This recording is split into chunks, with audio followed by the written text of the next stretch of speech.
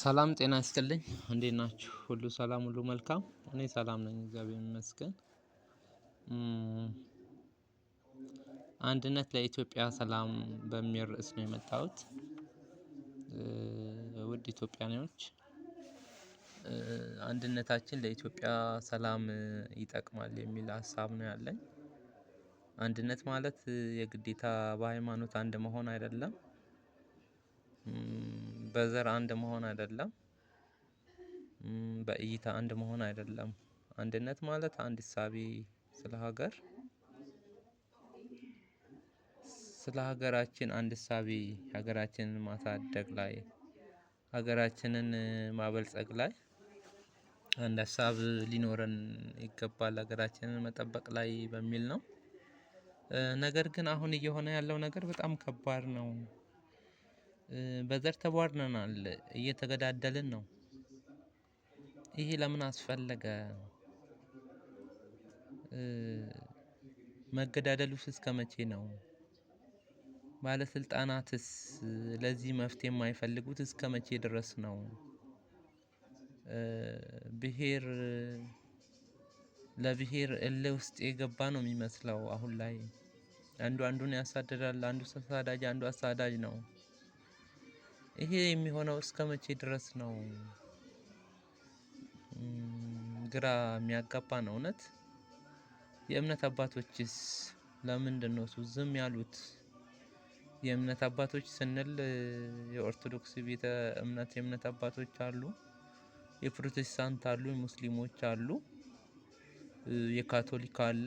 ብዙ ሀገራችን ላይ ያሉት እምነት ሁሉም አባገዳዎች አሉ። እነዚህ እስከመቼ ድረስ ነው ዝምታቸው? ልጆቻቸውን ጨርሰው በጦርነት ካለቁና ሐውልታቸውን እያዩ መጸጸት ነው የፈለጉት? ምንድነው እሱ? እኔ ግራ ገብቶኛል እውነት።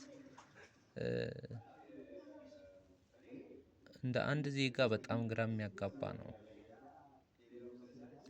የእገሌ ብሄር ከዚህ ይውጣ፣ የእገሌ ብሄር ብቻ እዚህ ይቀመጥ የሚል ህግ የወጣ ይመስል ሰዎች ክፋትን እየሰሩ ነው። በዘረኝነት ክፋት ውስጥ ደግሞ ቤተክርስቲያን ታርጌት ተደርጋለች። የክርስቲያኖች ቤተ እምነት ታርጌት ተደርጋለች። ቤተክርስቲያንስ ምንድነው እሱ ጥፋቷ?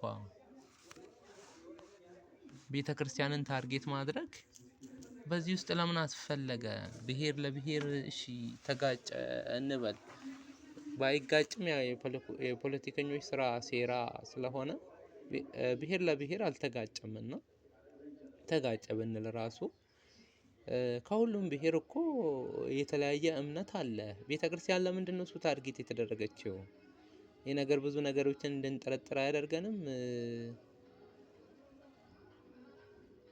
ቤተክርስቲያን ታርጌት ተደርጋለች። የእምነት አባቶቻችን ታርጌት ተደርገው ይገደላሉ።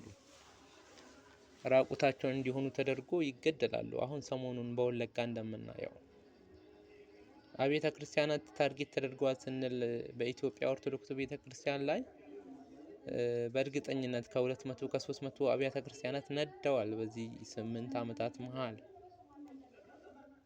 አረ ሰዎች፣ አረ ወገኖች ወዴት እየሄድን ነው?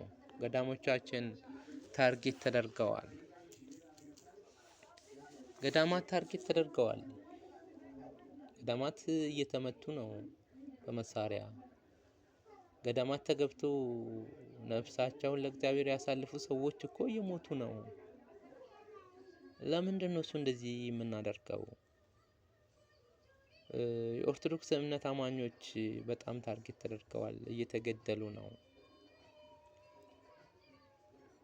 ማንም ይሁን ማንም ኦርቶዶክስ ከሆነ እየተገደለ ነው። ብሄር አማራ ከሆነ እየተገደለ ነው።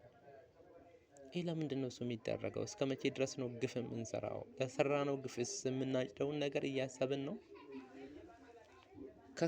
ሰው አቅም ኖሮት ያንን ነገር ማስከፈል ባይችልም እግዚአብሔር ግን በቀለኛ አምላክ ከክንዱ በታች ጉልበተኞችን የሚያደቅ አምላክ መሆኑን እየተገነዘብን ነው ሰዎች። ኧረ ተው ወደ ልቦናችን እንመለስ። ኧረ ተው እናስተውል። ኧረ ተው ግፍ አንስራ። ገዳይም እኮ ቢቆይ እንጂ መሞቱ አይቀርም፣ ወይም ደግሞ መገደሉ አይቀርም። አጥፊም መጥፋቱ አይቀርም። በመጨረሻ ላይ ግፈኞች በኃይለኛው በእግዚአብሔር ክንድ ስር መውደቃቸው መድቀቃቸው አይቀርም። ኧረ ተው እናስተውል። ኧረ ተው ወደ እግዚአብሔር እንመለስ፣ እናስተውል። ኧረ ተው ትውልድ አናብክን። ይህ ትውልድ እየመከነ ነው፣ ከዚህም ከዛም ከሁሉም ብሔር። እኔ ይሄ ብሔር የምለው ነገር የለም። አብዛኛው ታርጌት ተደርጎ የሚሰራው ማን ላይ እንደሆነ ቢታወቅም ከእምነትም ከብሔርም ግን ከሁሉም ትውልድ እየመከነ ነው። ትውልድ እያጣን ነው። ትውልድ እየበላን ነው። አባቶች ልትነሱ ግድ ይላል። አባቶች ይሄን ነገር ልትጋፈጡ ግድ ይላል። አባቶች ለምድራችን ሰላም ይመጣ ዘንድ ከወትሮ ይልቅ ትጸልዩ ዘንድ ግድ ይላል። አባቶች በማስተዋል ነገስታትን፣ ባለስልጣናትን ትገስጹ ዘንድ ግድ ይላል። ያ ካልሆነ ግን ምድሪቷ እየጠፋች ነው። ሀገራችንን እያየናት በዓይናችን እያጣናት ነው። የሀገራችን ክብርና ሞገሷ በጠላቶቿ ዘንድ ጠፍቷል። እያያችሁ ነው።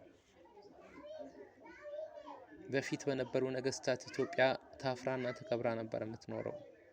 ዛሬ ላይ ጎረቤቶቿ አንገታቸውን ቀና ቀና አድርገውባታል። አንድነት እንደሌለን ስላወቁ። ስለዚህ አንድነት የግድ ያስፈልገናል። አሁን ላይ ባለስልጣኑ የሚንበርከክ ለእግዚአብሔር፣ ለዚህ ህዝብ ይራራለት። ይሄ ህዝብ እኮ ከእግዚአብሔር በታች ባለስልጣኑ ነው ያለው። ከእግዚአብሔር በታች ባለስልጣኑ ነው ሊያየው የሚገባው። ስለዚህ ባለስልጣናት ለእግዚአብሔር ራሳችንን እናስገዛ። የምንሰራው ስራ በዝቷል። የምንሰራው ግፍ በዝቷል። የምንሰራው ክፋት በዝቷል። ለምድራችን ሰላም ይመጣ ዘንድ የእናንተ ወደ እግዚአብሔር መመለስና የእናንተ ህዝባችሁን በእኩልነት ማየት፣ እገሌ የሚባለው ብሔር ለምን ይጠቃል፣ እገሌ የሚባለው ህዝብ ለምን ይጠፋል ብላችሁ ጣልቃ መግባት ግዴታችሁ ነው። ይህ ህዝብ ትላንትና እናንተን አምኖ በድምፁ አክብሮ አስቀምጧችኋል በስልጣን ማማ ላይ። ስለዚህ ልናስተውል ይገባናል። እየሆነ ያለውን እየተገደለ ያለ ህዝብ አለ በዚህ ሰዓት። ቤቱ በእሳት እየነደደ ያለ ህዝብ አለ በዚህ ሰዓት።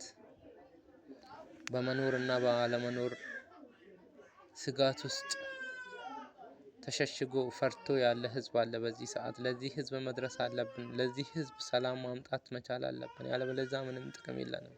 ስልጣን ተሸክመን ቁጭ ብንል ምንም ጥቅም የለንም። በእግዚአብሔር ዘንድ እንወቀሳለን። በስልጣናችን ባለመጠቀማችን፣ ሰላም ላይ ያለማስፈናችን በፈጣሪ ዘንድ ያስጠይቀናል። በምድርም ከሰዎች ፍርድ ላናመልጥ እንችላለን። ስለዚህ ፕሊዝ መልካም ትሰሩ ዘንድ፣ ታስተውሉ ዘንድ፣ ወደ እግዚአብሔር ትመለሱ ዘንድ እኔ እንደ አንድ ኢትዮጵያዊ ጥሬን አስተላልፋለሁ። ነገሮች በጣም በዝተዋል። ግፎች በጣም በዝተዋል። ክፋቶች በጣም በዝተዋል እና ከዚህ ክፋት ህዝቡን ልንመልስ እና እኛም ልንመለስ ይገባናል ባይ ነኝ። ብዙ ነገሮች ማለት ይቻል ነበረ፣ ነገር ግን በቂ ነው። የዚህን ያህል ካልኩ በቂ ነው። ስለዚህ ልናስተውል ይገባናል ባይ ነኝ። ክብረት ይስጥልኝ። አመሰግናለሁ ስላዳመጣችሁኝ። በጣም የሀገራችን ጉዳይ ያንገበግባናል፣ ስጋት ውስጥ ከቶናል እና ምንም ማለት አይቻልም። ከባድ ነው ብቻ